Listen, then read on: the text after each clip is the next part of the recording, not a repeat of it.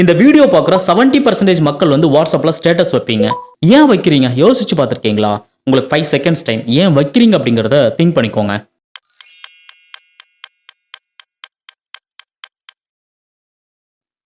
யோசிச்சு முடிச்சிட்டீங்களா? உங்களுக்கு ஒண்ணு தெரியுமா? நீங்க வைக்கிற ஸ்டேட்டஸ வச்சு உங்களுடைய கேரக்டர் என்ன அப்படிங்கிறத கெஸ் பண்ணிடலாம். உங்களுக்கு புரியிற மாதிரி சொல்லணும் அப்படின்னா, உங்க காது படவே சொல்லியிருப்பாங்க. அவன் எப்பவுமே இப்படிதான் ரொம்ப ஜாலியா சுத்திக்கிட்டு இருப்பான். நீங்க வச்ச ஸ்டேட்டஸ பார்த்து. அவன் எப்பவுமே இப்படிதான் ஏதாச்சும் ஒண்ணு நினைச்சு ஃபீல் பண்ணிக்கிட்டே இருப்பான். அதுவும் உங்களுடைய ஸ்டேட்டஸ் பார்த்து தான்.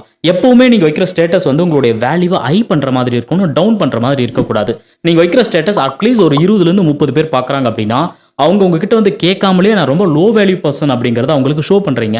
நான் ரொம்ப தனிமையில இருக்கேன். நான் வந்து ஃபீல் பண்றேன். அழுதுகிட்டு இருக்கேன். இந்த மாதிரி ஸ்டேட்டஸ வைக்கும்போது இவன் இப்படிதான் அப்படிங்கிறத கெஸ் பண்ணிடுவாங்க. ஸ்டேட்டஸ் உங்களுடைய வேல்யூவை இன்க்ரீஸ் பண்ற மாதிரியே இருக்கணும். இந்த உலகத்துல எப்பவுமே ஒருத்தவங்களுடைய ஹை வேல்யூவா இருந்தா மட்டும் தான் உங்களை மதிப்பாங்க. லோ வேல்யூவா இருந்தா மதிக்க மாட்டாங்க. இனிமே டிசைட் பண்ணுங்க உங்களுடைய வேல்யூ